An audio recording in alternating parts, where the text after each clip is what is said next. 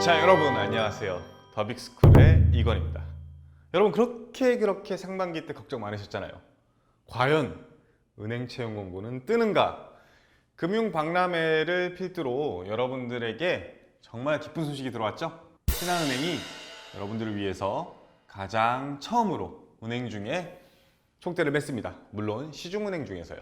다른 지방은행들도 현재 채용 진행 중이니까 여러분들 굉장히 많은 관심을 가질 텐데, 그 중에서도 단연코 신한은행은 여러분들이 가장 가고 싶어하는 기업 중에 하나겠죠.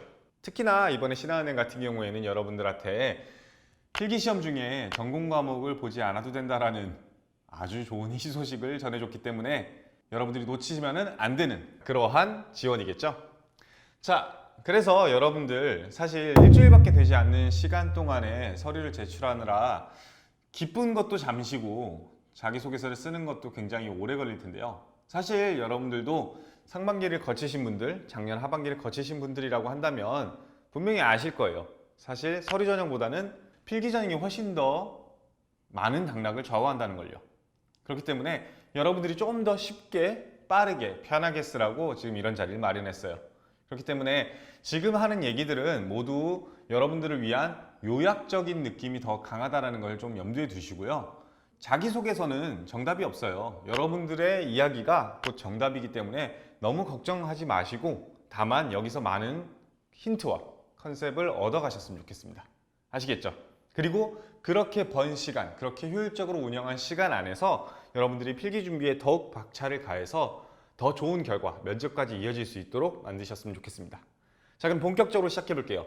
지난 상반기 같은 경우에는 IBK 기업은행 제가 기업 분석도 했는데, 기업 분석을 굳이 여러분들한테 하면서까지 뭐 동영상을 다 보라고 얘기하는 거는 좀 아닌 것 같아서 자수 항목 위주로 설명을 좀 드릴게요. 다만 이 부분이 여러분들한테 있어서 기업 분석을 하지 말아도 된다라는 의미는 절대 아니에요. 기업 분석을 꼭 하셔서, 그리고 직무 분석을 꼭 하셔서 여러분들이 조금 더 편한 자기소개서 및 면접이 되셨으면 좋겠습니다. 자, 그럼 본격적으로 한번 시작해 볼게요. 1번 항목이죠. 기업금융 W유니 직군. 본인 성격의 장단점 및 가치관을 성장 과정에 기반하여 작성해 주세요 라고 얘기되어 있습니다. 여러분들 흔히 많이 보는 항목이죠. 자, 근데 중요한 거는 장단점 및 가치관과 성장 과정을 모두 담아야 된다는 거예요. 자, 여러분들이 한번 이 항목을 보면서 생각해 보셨으면 좋겠어요. 물론 자기소개서에 쓸 내용이 장단점도 들어가고 가치관도 들어가고 성장 과정도 들어가지만 이것을 각각 쓰라는 의미일까?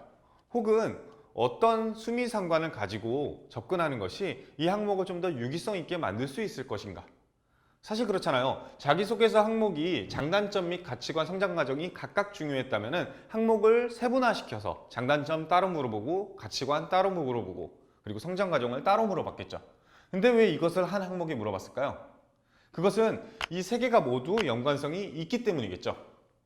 자, 여러분들한테 묻고 싶은 한 가지. 가치관이라는 것이 내가 살아가는 데 있어서 가장 큰 기준이 되는 생각이고, 내가 선택하는 것에 있어서 가장 큰 기준이 되는 생각이라는 정의를 내린다고 한다면, 과연 성격과 가치관 중에 선행되는 것은 무엇일까요? 혹자들은 성격이 이런 성격이기 때문에 가치관이 확립되지 않는가라는 이야기를 하기도 합니다. 뭐 가령 예를 들어서 제가 소심한 성격이었어요, 어렸을 때부터. 그래서 이런 걸 바꾸고자 열심히 노력했고, 지금의 가치관은 최대한 적극적으로 살자예요. 그래서 지금도 열심히 적극적으로 살아가고 있어요. 이렇게 성격 자체가 가치관에 영향을 미치는 것도 사실은 틀린 말은 아니에요. 하지만 잘 생각해 보셨으면 좋겠어요. 이 항목에서 장단점 및 가치관을 성장 과정에서 물어보고 있죠. 방금 얘기했던 그런 성격으로 기반으로 해서 가치관이 형립됐다고 한다면 그 성격마저도 사실은 잘 생각해보면 성장 과정 중에 부분이라는 거죠. 그렇다고 한다면 이 장단점은 어느 시점의 장단점일까요? 바로 right now, 지금의 장단점이겠죠. 그렇기 때문에 이 장단점 자체가 가치관을 확립해 주겠다는 이야기가 아니라 성장 과정을 바탕으로 가치관이 확립되고 그것이 장단점으로 이어지는 관계에 있는 것이 가장 합리적인 관계겠죠. 그렇기 때문에 우리가 성장 과정에서 여러 가지 일들을 겪어요. 가령 예를 들면 친구들이 의지될 때 나는 굉장히 뿌듯함을 느끼는 사람이에요. 그리고 반장부터 학생회장까지 그래서 다양한 경험들을 추구했어요. 그러다 보니까 내 스스로가 어떤 사람인지를 알게 된 거예요. 즉 가치관이 확립되기 시작하죠. 나는 누군가에게 힘이 되어줄 수 있는 것에 즐거움을 느끼는 사람이구나. 이해되시나요? 여기까지가 사실은 가치관과 성장 과정에 대한 이야기겠죠.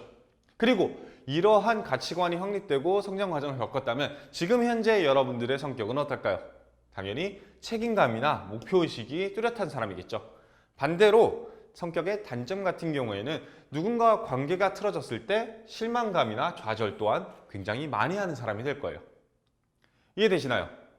그래서 여러분들이 써야 되는 순서 같은 경우에는 성장 과정과 가치관 확립, 성격이라는 것의 상관관계를 어떻게 배열할지를 먼저 생각해 보셔야 된다는 거예요. 정답은 없습니다. 하지만 여기서 물어보는 핵심은 가치관인 것이지 성장 과정이나 성격은 아닙니다. 성장 과정과 성격은 프로세스이자 결과물일 뿐이에요. 제일 중심 키워드는 가치관. 그렇기 때문에 이 항목을 접근할 때 이 체크리스트를 염두에 두시고 접근하셨으면 좋겠습니다. 체크리스트는 여러분들이 쓰기 편하게 만들기 위해서 제가 작성해 드린 거지 이게 정답이라는 건 절대 아닙니다.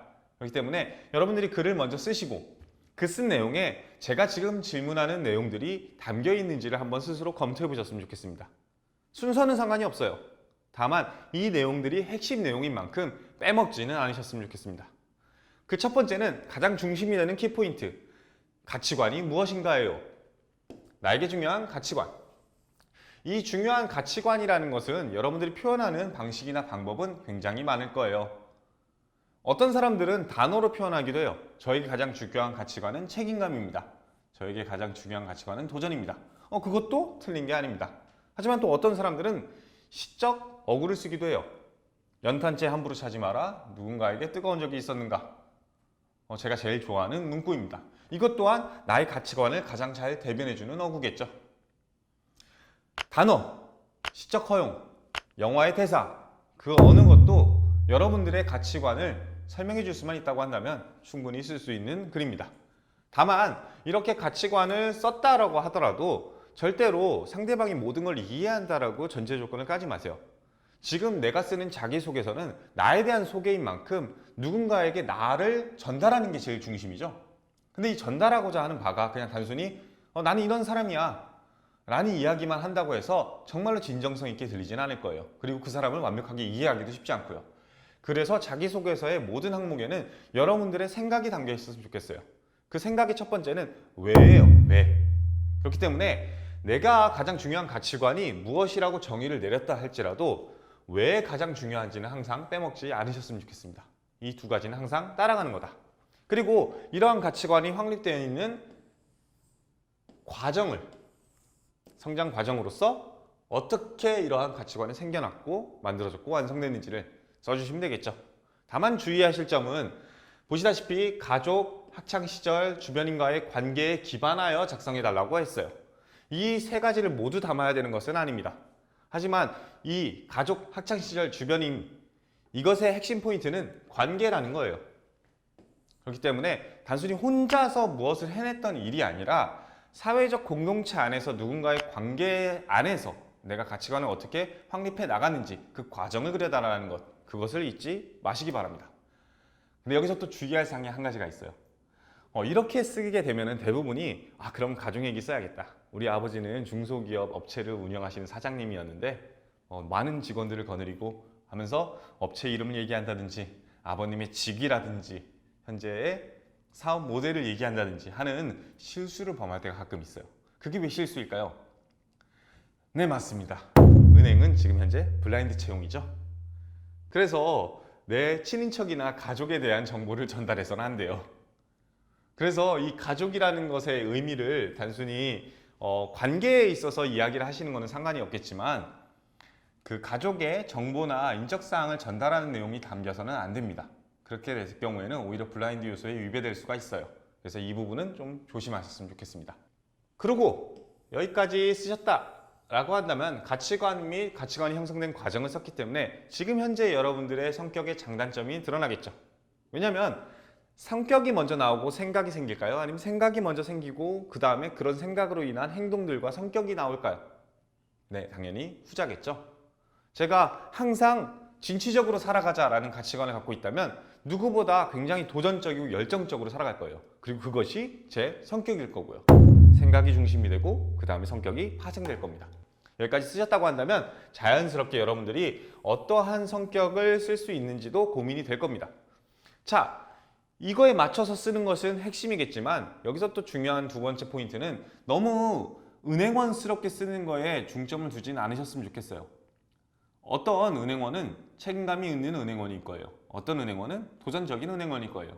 어떤 은행원은 남들보다 꼼꼼한 은행원일 거고요. 또 어떤 은행원은 남들보다 좀 더 살갑게 대하고 사람을 잘 대하는 은행원일 거예요. 이 모든 사람들이 함께 있기 때문에 시너지라는 것이 나는 거고, 그렇기 때문에 신한은행이 리딩뱅크로서 성장해 나가는 것이라고 저는 생각합니다. 그렇기 때문에 절대로 이 성격이 은행원은 무조건 열정적이고 도전적이어야 돼 라는 성격으로 국한해서 생각하지 마시고, 여러분들이 가지고 있는 성격 중에 가장 내 가치관을 잘 대변할 수 있는, 현재 상태를 가장 잘 대변할 수 있는 성격을 이야기하셨으면 좋겠습니다. 그 장점이야말로 은행원으로서 여러분들이 근무할 당시에도 굉장히 좋은 장점과 그리고 은행원으로서의 역량이 될 것입니다.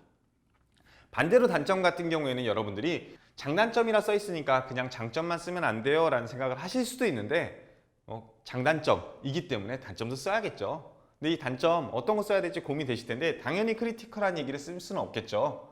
남들을 싫어한다, 사람을 만나는 걸 싫어한다, 인간관계를 혐오한다, 이런 얘기는 당연히 쓸 수 없을 거예요. 다만 그런 것들 제외하고 여러분들이 진짜 지극히 단점을 썼다라고 한다면 걱정하는 포인트는 이 단점 어떡하지? 이 단점이 있으면 안 좋아 보일 텐데 장점 같은 단점을 써야 되나? 그렇지 않아요. 그냥 단점을 쓰셔도 상관은 없습니다. 크리티컬한 단점만 아니면요. 다만 여러분들이 이미 보완했거나 장점이라 쓰면은 나중에 면접 가서도 퀘스천 마크가 될 수 있어요. 이거 단점 맞아? 혹은 이게 보완된 거 아니야? 이제 더 이상 단점이 없는 거 아니야? 라는 생각이 들 수 있어요. 그렇기 때문에 이 단점은 현재 보완하고 있는 내용이어야 돼요. 그래서 여러분들이 너무 걱정이 되신다라고 한다면 단점을 쓰시고 그 단점을 현재 어떻게 보완하고 있는지, 어떤 보완 노력을 하고 있는지만 쓰시는 것이 핵심입니다. 그래야지 아직까지 단점으로 남아있는 거겠죠? 이해되시나요? 자, 그럼 빠르게 두 번째 항목으로 넘어가 보겠습니다. 두 번째 항목, 지원 분야에 대한 내용을 아래 항목별로 작성해 주세요. 자, 근데 정말 신한은행은 친절하죠? 예 항목으로 세분화시켜서 각 500장씩 쓰게 만들어줬어요. 얼마나 편합니까? 여러분들한테 정말 친절한 은행이에요. 그래서 여러분들이 그냥 이 순서대로 쓰시면 된다라고 저는 말씀을 드릴 수는 있을 것 같아요. 다만 주의할 사항은 이 세 개 중에 가장 큰 비중과 무게를 가지고 있는 것이 어떤 것인가? 왜 2번으로 묶어놨을까를 생각해 보셔야 된다는 거예요. 아무리 2-1, 2-2, 2-3으로 세분화되어 있다 할지라도 이것을 2번으로 묶어놓은 데는 이유가 있겠죠. 자, 여러분들이 첫 번째 항목과 두 번째 항목, 세 번째 항목을 보시면 첫 번째 항목은 지원한 직무를 수행하기 위해서 필요한 핵심 역량은 무엇인가요? 라고 하면서 핵심 역량을 물어봤어요. 두 번째 항목은 그 역량을 갖추기 위해 어떠한 노력을 했는지를 물어봤어요. 그리고 마지막 항목은 구체적으로 펼치고 싶은 꿈이 무엇이고 그거를 왜 신한은행에서 이루고 싶은지를 물어봤어요. 즉, 노력이 있고 은행원이 있고 신한은행이 있고 최종 목표가 있는 상황입니다. 이 은행원이라는 것은 기업금융이나 WM 중에 하나겠죠.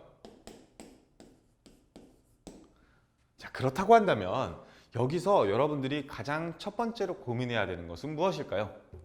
도대체 어떠한 관계에 있어서 중심사항을 잡아야지 여러분들이 이 글을 2-1, 2-2, 2-3으로 접근하는 것이 아니라 2번으로 접근할 수가 있게 될까요? 모르시겠다고요? 정답은 사실 은행원입니다. 왜냐하면 여러분들이 생각해 보셨으면 좋겠어요. 하고 싶은 이유라는 거, 내가 은행원 혹은 기업금융, PB를 하고 싶은 이유라는 거, 그 이유가 선행이 될까요? 노력이 선행될까요? 은행원이 되기 위한 노력을 해서 은행원이 되고 싶은 걸까요? 아니면 은행원이 되고 싶어서 노력을 한 걸까요? 당연히 은행원이 되고 싶어서 노력을 한 게 맞겠죠. 그리고 그러한 신한은행에 가고 싶어서 은행원이 되고 싶었을까요? 아니면 은행원이 되고 싶어서 확신을 갖고 있을 때 가장 좋은 무대나 가장 좋은 조직이 신한은행이라 생각했을까요? 당연히 은행원이 되고 싶다는 확신을 가졌기 때문에 신한은행이 가장 좋은 꿈을 펼칠 수 있는 무대이기 때문에 지원하려고 하겠죠.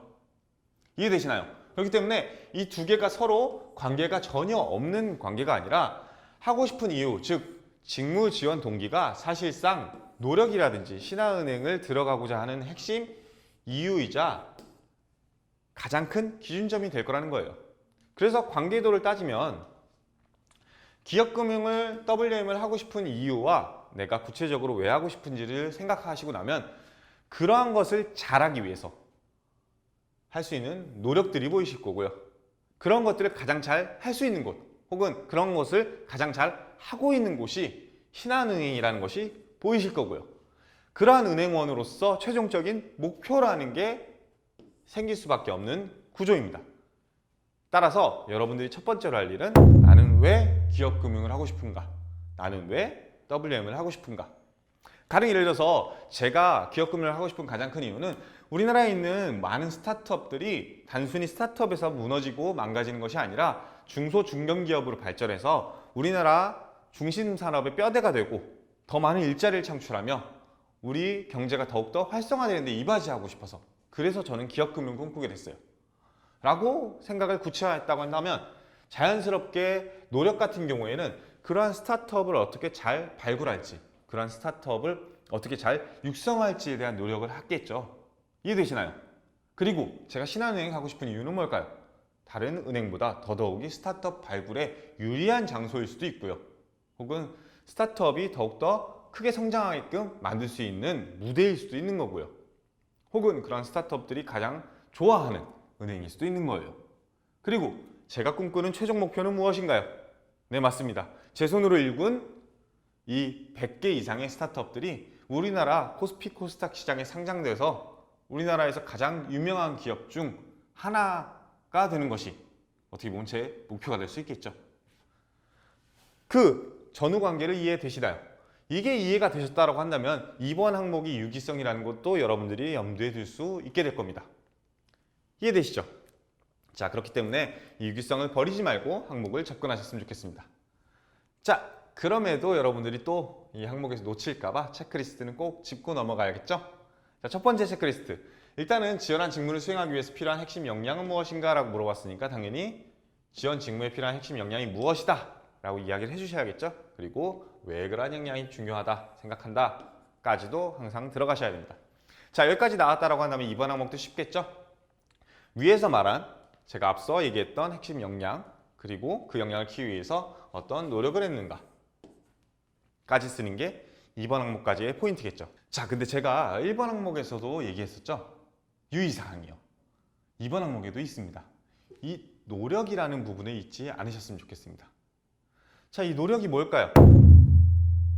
대부분의 역량을 쓰는 친구들이 가장 흔히 하는 실수가 뭐냐면 어떤 역량을 이야기하고 그 역량의 근거를 이야기할지 그 역량의 노력을 이야기할지를 혼동한다는 것이에요. 가령 예를 들어서 은행원으로서의 책임감, 중요한 역량인가요?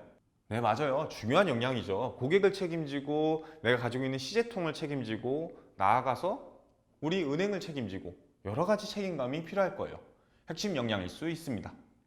근데 중요한 건 이 역량을 이야기하다 보면 자연스럽게 그것을 키우기 위한 노력을 한 이야기를 쓰는 게 아니라 그것을 발휘한 경험을 쓰는 경우가 대부분이라는 거예요. 책임감 키울 수 있나요? 네, 결론부터 얘기하면 키울 수는 있죠. 왜냐하면 우리가 과거에 일련의 과정들과 성장 과정들을 거쳐서 생겨난 기질이자 어떻게 보면 내면에 체득된 그러한 인성적 역량이기 때문이에요. 하지만 중요한 것은 그것을 말로 표현할 수 있는가? 그것을 단순히 500자 안에 설명이 다 가능한가예요. 어떤 친구가 저한테 물어봤어요. 책임감이라는 역량 이야기해도 되지 않냐? 얘기해도 돼요. 근데 그걸 노력했던 이야기들을 학생회장으로서 노력하면서 책임감을 기를 수 있었다라고 이야기를 하더라고요. 자, 근데 여러분들이 생각했을 때는 맞는 말 아니야? 라는 생각을 하실 수도 있겠지만 곰곰이 들여다보면 조금은 어설픕니다. 왜냐하면 책임감이 있었기 때문에 학생회장을 했을까요? 아니면 학생회장을 했기 때문에 책임감이 있었을까요? 네, 당연히 책임감이 있었기 때문에 학생회장을 했겠죠. 학생회장은 책임감을 발휘하는 장소니까요. 이해되시나요? 그렇기 때문에 여기서 말하는 역량이라는 것은 노력이 가능한, 노력을 통해서 성장시킬 수 있는, 그것을 가시화시켜서 글로 표현할 수 있는 역량을 이야기합니다. 즉, 인성적 역량은 이번 항목에는 쓸 수 없다가 결론입니다. 책임감, 도전정신, 열정, 끈기, 기를 수 있나요? 있죠. 하지만 표현할 수 있나요? 어떻게 노력했는지를 정확히 설명해낼 수 있나요? 그건 없습니다. 여러분들이 여태까지 살아오면서 키워져 나간 인성적 역량이기 때문이에요. 그렇기 때문에 여기서 써야 되는 역량은 단순히 인성적 역량이 아니라 노력형 역량이어야 됩니다. 가령 어떤 것들의 능력을 키울 수가 있을까요? 재무제표 분석 능력, 키울 수 있을까요? 없을까요? 네, 있겠죠. 기획 능력은요? 네, 키울 수 있습니다. 원활한 협상 능력은요? 키울 수 있겠죠. 혹은 여러분들이 흔히 쓰고 있는 소통 능력은요? 키울 수 있습니다. 자, 이렇게 키울 수 있는 역량을 중심으로 쓰는 것, 그것이 이 글의 포인트라는 거 잊지 않으셨으면 좋겠습니다. 아시겠죠? 자, 그리고 이렇게 1번과 2번 항목까지 마무리 지었다라고 한다면 마지막 3번 항목, 지형 분야에서 꿈은 무엇이고 그 꿈을 신한은행에서 이루고 싶은 이유는 무엇인지, 즉 다시 지원 동기로 회귀하는 그러한 과정으로서 이 글을 접근하셨으면 좋겠습니다. 자, 어디까지나 접근에 대한 이야기니까요. 여러분들 너무 내 글이랑 달라라고 고민하지 마시고요. 많은 힌트 얻으셔서 여러분들이 좀 더 쉽게 접근하셨으면 좋겠습니다.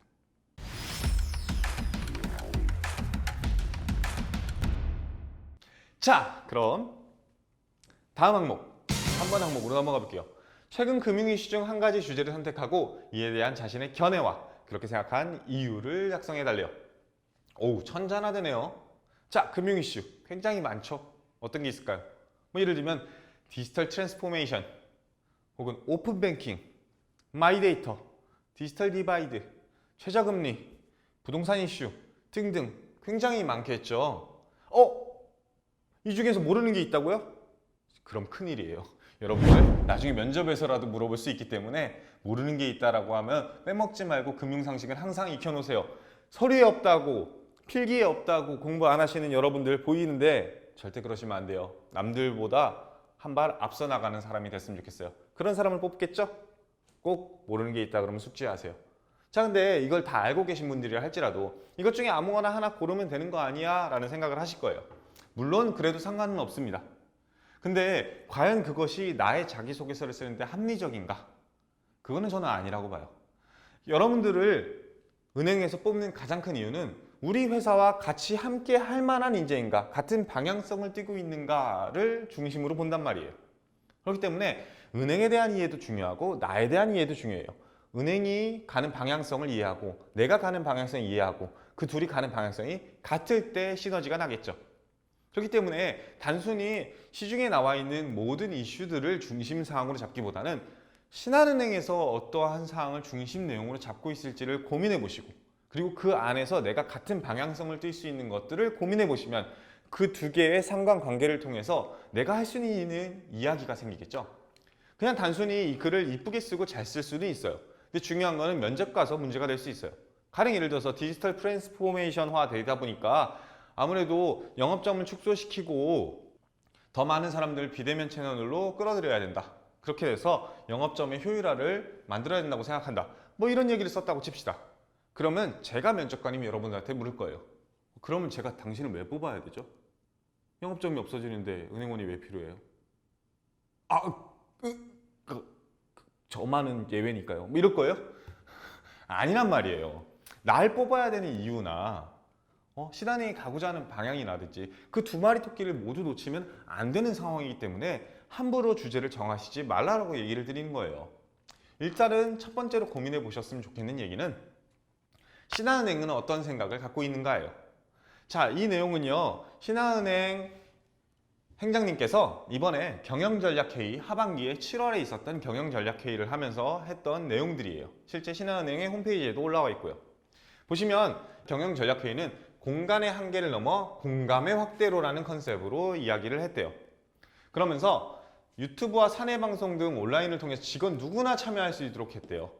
과거에 그러면 그랬을까요? 안 그랬을까요? 대부분의 은행들은 경영 전략 회의를 하는데 이 경영 전략 회의는 지점장급 이상이 참여하기 때문에 행원급들이 시청할 만한 그런 내용들은 없었어요. 나중에 결과물만 보는 경우가 대부분이었지. 실시간 스트리밍으로 본다. 굉장히 중요하겠죠? 어떻게 보면 센세이션해요. 근데 중요한 거는 이렇게 소통하는 게 중요한가? 지점에서도 한번 생각해 봅시다. 우리는 공간의 한계를 넘기 위해서, 지점이라는 공간의 한계를 넘기 위해서 비대면 채널이라는 걸 만들어 가고 있어요. 신한은행에 앱도 있을 거고요. 아니면 인터넷 뱅킹도 있을 거예요. 전화 비대면 상담 서비스도 있을 거고요. 근데 거기서는 과연 공감이라는 걸 할 수 있나요? 앱에서는 공감이라는 걸 할 수 있나요? 비대면 채널에서는 공감이라는 걸 할 수 있나요? 굉장히 쉽지 않겠죠? 왜? 면대면으로 만나는 것이 아니고 말 그대로 문자나 음성 그리고 그냥 시각화되어 있는 자료를 통해서 보는 거니까요. 하지만 행장님께서는 이 공간이라는 한계를 넘어서 이 공간의 한계는 단순히 오프라인 공간의 한계를 의미하는 것뿐만 아니라 온라인에서의 한계 또한 이야기를 하고 있는 거겠죠. 그렇기 때문에 공감의 확대라는 것을 컨셉으로 잡았을 거예요. 여러분들은 어떻게 사람들을 공감하게끔 만들 건가요? 그것이 대면 채널이든 비대면 채널이든 그것이 아무래도 지금 현재 신한은행이 바라고 있는 지향점이겠죠. 그 부분을 놓치시면 안 되겠습니다. 두 번째는 신한은행에서 보고 있는 현재의 은행의 상태예요. 가속화된 디지털 중심의 금융산업 변화. 결국에는 어쩔 수 없이 디지털 중심으로 갈 수밖에 없다는 것도 신한은행이 인지하고 있다는 거예요. 그리고 그것은 단순히 위기가 아니라 변화의 기회로 보고 있습니다. Chance to change.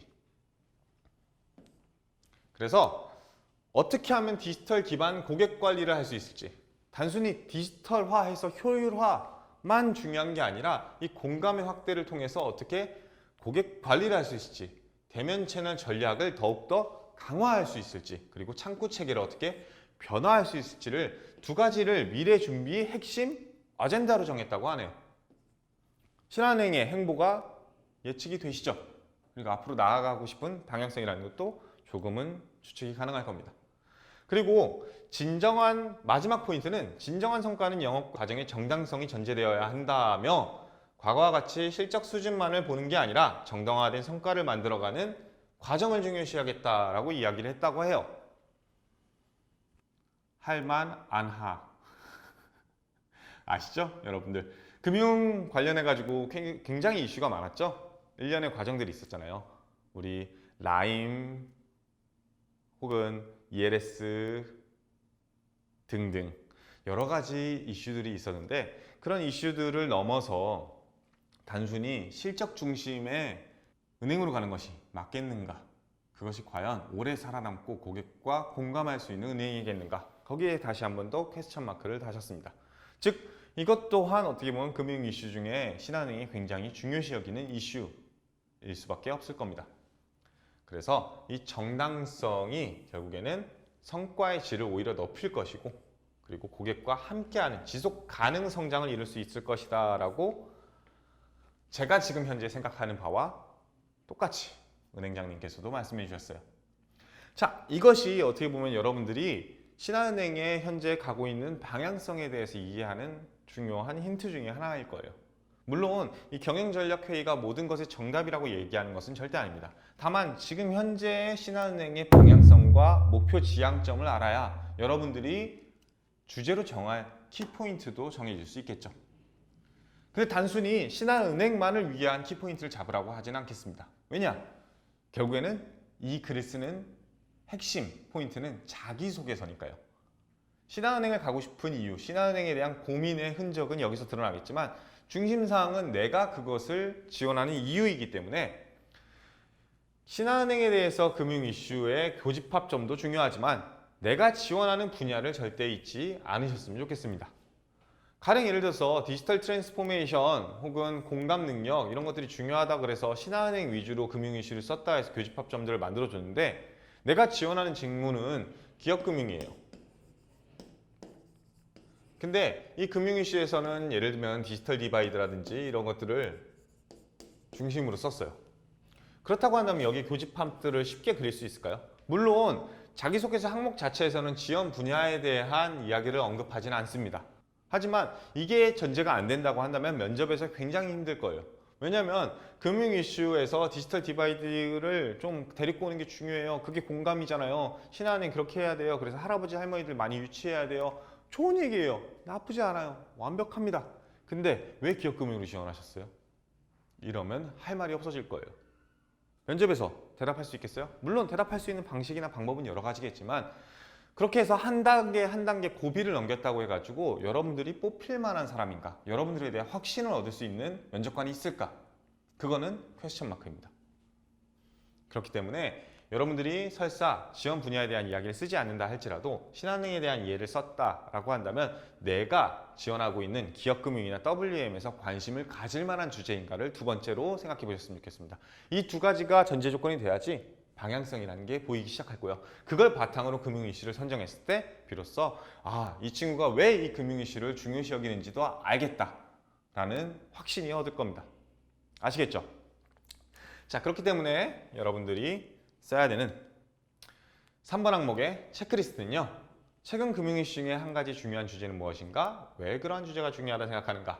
그리고 이에 따른 나만의 견해와 그렇게 생각하는 이유는 무엇인가? 이 네 가지가 이 항목에 들어있는지를 확인해 보셨으면 좋겠습니다. 다만 생각하는 순서는 당연히 앞서 말씀드렸던 순서고요. 이해되시죠? 자, 그럼 마지막 항목 4번 항목으로 넘어가겠습니다. 최근 지원자가 목표를 달성하고자 했던 노력에 대해 설명해 주시고 그 경험을 통해 얻게 된 교훈이나 느낀 점에 대해서 기술해 달래요. 자, 근데 여기서 제일 재밌는 사실은요. 이 글은요. 너무 많이 써봤다라고 해가지고 쉽게 쓰시는 분들이 굉장히 많아요. 그래도 상관은 없습니다. 근데 중요한 거는 목표, 과정, 결과물이 있을 때 우리가 느낀 점은 어디서 얻나요?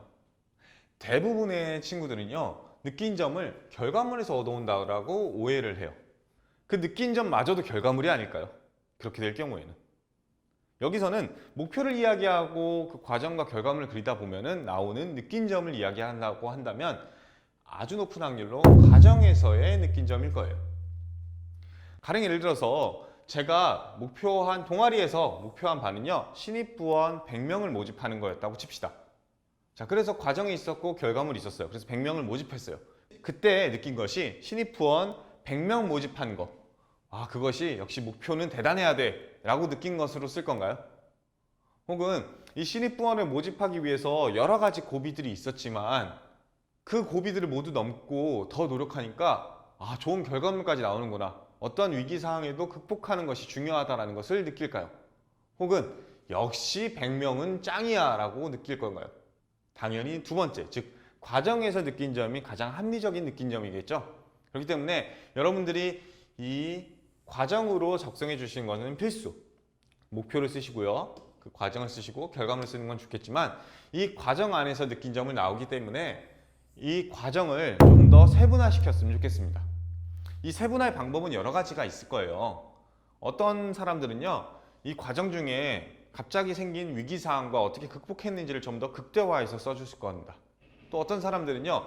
이 목표가 조금은 난해하고 어렵다 보니까 목표 그 자체를 이야기할 수도 있을 거예요. 근데 다만 그 과정에 있어서 목표를 그리기 때문에 이 목표를 단순히 100명을 모집하기로 했다라는 거에 의미를 두는 것이 아니라 100명 그 이상을 모집하기로 했다라고 하면서 과정 중간에 내 스스로 왜 목표를 올렸는가에 대한 이야기를 할 거예요.